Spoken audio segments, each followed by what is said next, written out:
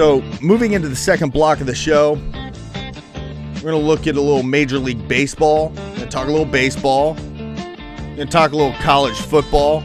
The college football savant was kind enough to weigh in this week, give me some information that I can use. And just real quickly, I know it was his wedding anniversary yesterday, October 8th. And so I just wanted to wish him happy anniversary. He happens to be married to my sister, so it's kind of a 2-for-1 deal. But happy anniversary for you kids. Couldn't be happier. A couple of wild kids, you. So this song's The Sultans of Swing by Dire Straits. I always thought this was an underrated baseball song. You know, The Sultans of Swing, it just fits. It's just perfect. You know? And speaking of The Sultans of Swing, if you saw the Brewers and the Cardinals on Sunday,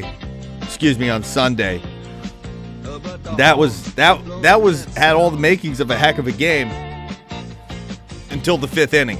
And if you're a Cardinal fan, this is what drives you crazy about Tony La Russa, right? Because there's no question about it. The reason the Cardinals are even in the National League Championship Series is because of Tony La Russa. The adjustments that he made to his roster, the moves that he made during that decisive Game 5 against Philadelphia were unbelievable. I'm brilliant. And I'm not throwing that around lightly. They were brilliant, nothing short. But then Game 1 of the NLCS, he's got his starter Jaime Garcia in there, and he scuffled through the first inning. Then he kind of settled down. But then you could tell in the fifth inning he just didn't really have his stuff. And so they get Octavio Dotel up in the bullpen, presumably to come in relief. And because the last time that Garcia had faced Ryan Braun, who was due up in the inning, he gave up a monstrous home run to Braun. And then immediately thereafter, he plunked Prince Fielder. That was earlier in the game. So now he's facing these guys for another time in the fifth. And you look at it and you think, you bring in Dotel, right? Because, Ryan Braun is 2-for-8 lifetime versus Dotel with 6 strikeouts. Prince Fielder is 2-for-8 lifetime versus Octavio Dotel, also with 6 strikeouts. Gang, that's 4-for-16 with 12 strikeouts. You got Dotel warming in the pen. It makes absolutely no sense to let Garcia pitch to these two guys. Yet, that's what La Russa does. Braun hurts him, puts one down the right field line, double, scores a run. Scores a couple of runs, actually. And then after that, you got to bring him in, right? But no, he leaves Garcia out there. What does Garcia do? Gives up a monster home run to Prince Fielder. I mean, that was a no-doubter before it was out of the infield, that shot. And that was that ball game. That's it. That's the ball game. So that's got to be driving you crazy if you're a Cardinal fan watching that. I'm a Cardinal fan. It was driving me crazy. But I noticed something interesting. They were doing the pregame of all these things, and they were showing in the pregame they were showing all the positions and everything, and they noted that Pujols had Gold Gloves and Molina had Gold Gloves. Rafael Furcal has never won the Gold Glove. That seems criminal to me. I mean, even when he was with the Dodgers, I said this guy's probably the best shortstop in the league at this point. His glove, his arm, his bat, he's probably the best shortstop in the league. The fact that the Cardinals got him for like a bucket of sunflower seeds and a fungo bat is phenomenal. Really unbelievable.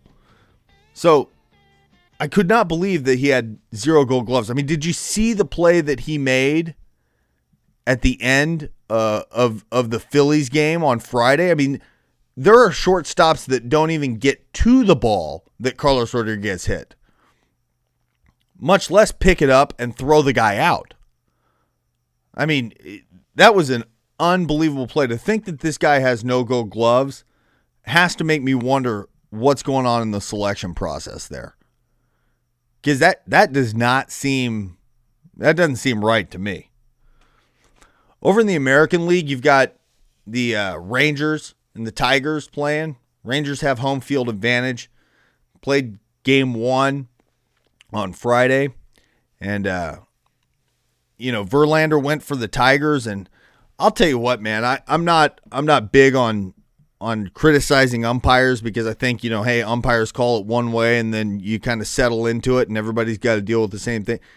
It sure looked like Verlander was getting squeezed to me. It sure looked like that strike zone was getting smaller when he was on the bump. And I could be wrong, but watching that game, that's what I take away from it.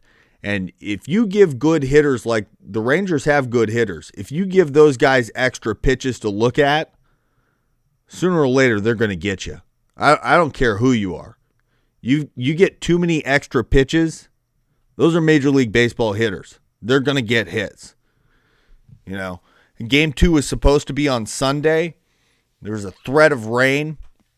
Rangers president Nolan Ryan conferred with the league office, and they decided to postpone the game and play it on Monday afternoon instead, which is a total nightmare. I mean, yeah, because everybody's out of work on the West Coast at 1:30 to watch baseball, of course. And this goes back to what I was saying earlier is that, I honestly believe that Major League Baseball should just trim the last month off the season and just start the playoffs in September. At the very least, cut a couple of weeks off of it.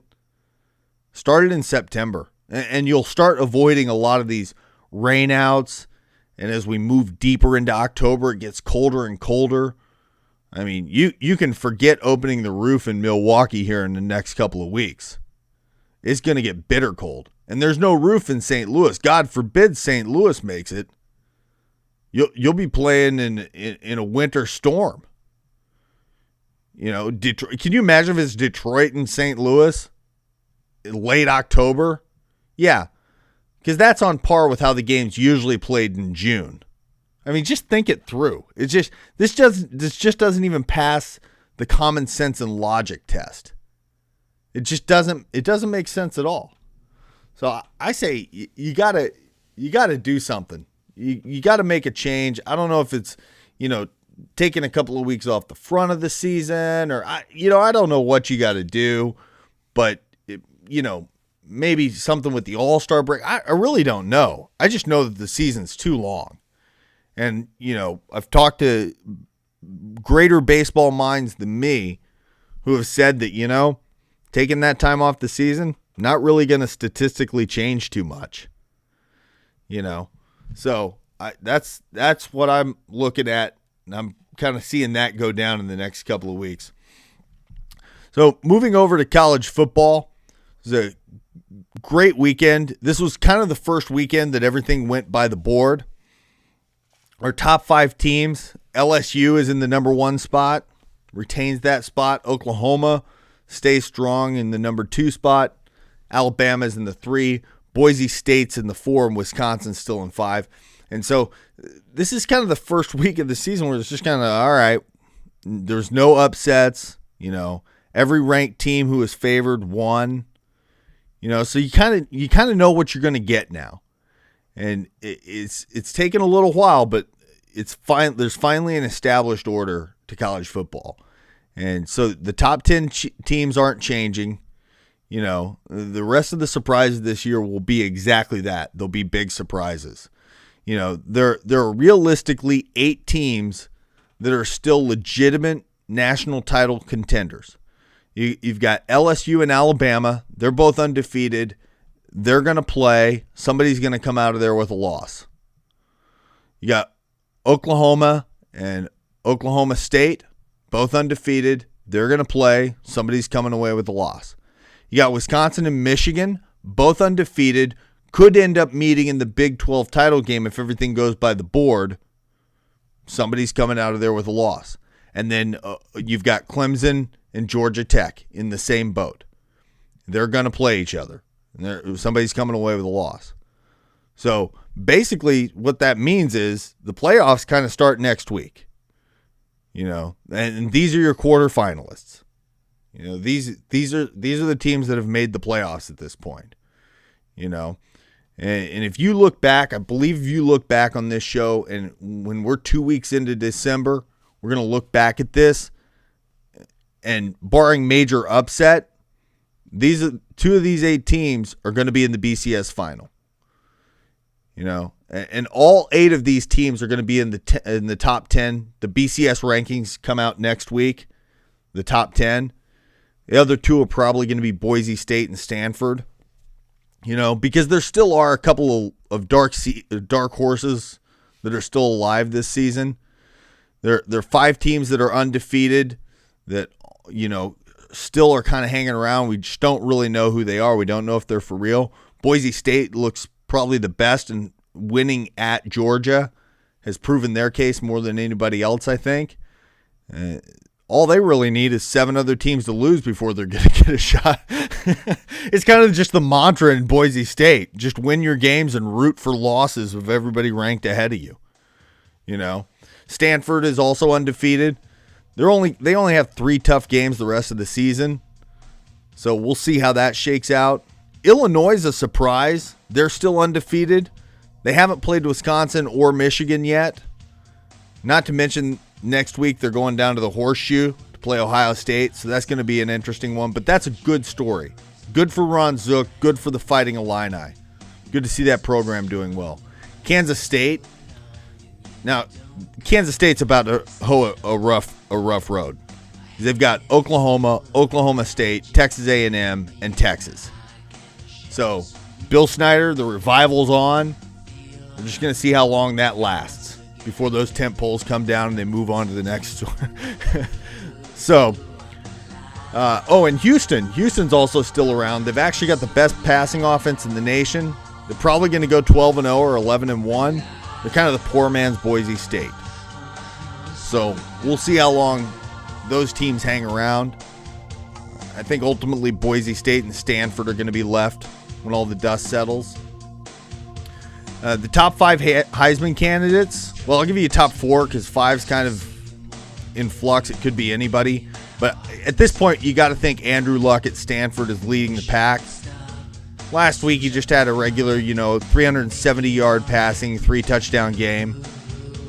He threw his 2nd interception of the season, so that's kind of a tough deal. But he looks awful sharp. Kellen Moore in Boise State, 234 yards, 3 touchdowns. He's almost at 75% completion rate for the year. Russell Wilson for Wisconsin, he had an off week, but he's still right there. And Robert Griffin III, they lost, so he's kind of been off the radar, but this guy's still a legit contender. That's it for the show. This song is So Alive by Love and Rockets, number 51 in 1989. Whatever you do, wherever you do it, keep right.